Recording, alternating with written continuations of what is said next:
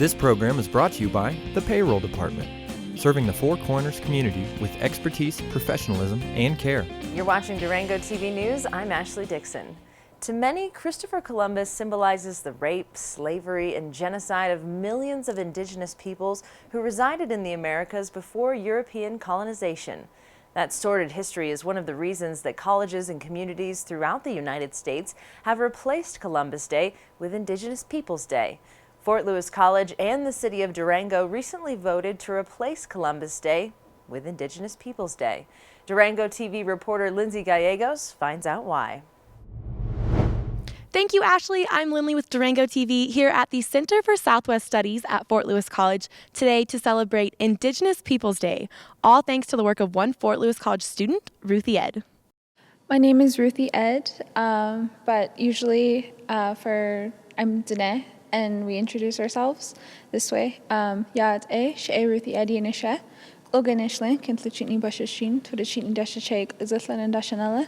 And that's just stating our four clans, so whenever we meet someone, we know whether or not we're related to them and how we're supposed to, act towards them. Why are you passionate about Indigenous Peoples Day, and what got you started doing this movement? Well, I grew up in Durango, so I've always been a part of the community, and because of that, the community is really important to me. What is the relationship to the Columbus Day? Is it in place of? Well, in the actual resolution for the city, there is no mention of Columbus Day. It's just a celebration on the day that would have been Columbus Day. So it's the city adopting it rather than, rejecting Columbus Day. It's just adopting a new holiday. A lot of people have issues with Columbus because he was, just who he was as a person and his legacy. But the institution of the holiday was also at a time when the U.S. was really pushing for assimilation and really pushing for termination of Native nations. And so that was it falls into those general trends. And so this is a good way of bringing not only light to the historical impacts of Columbus himself, but our own history as, a nation that would institute a holiday like this. What do you see happening in Durango next year? What do you hope for Indigenous Peoples Day?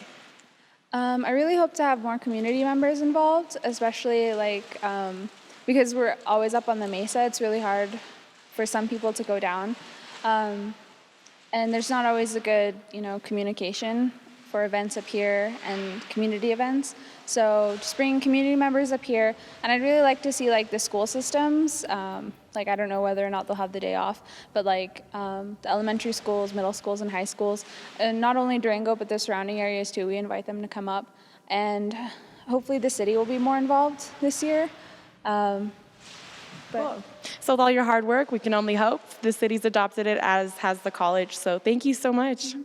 Thank you. Here's an excerpt from the Durango City Council resolution that passed by a unanimous vote. Whereas the City Council acknowledges that this community was built upon the homelands of the indigenous people of this region, without whom the building of the City of Durango would not have been possible.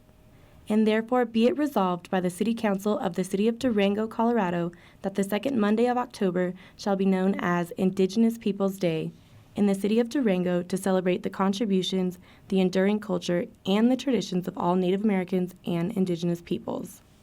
Thank you so much, Ruthie. If you'd like to visit this cultural museum, it is open to the public Monday through Friday from 1 to 4. And now, back to the studio. Columbus Day is a federal and state holiday that falls on the second Monday in October. To learn more about Indigenous Peoples Day, visit the Fort Lewis College website at fortlewis.edu.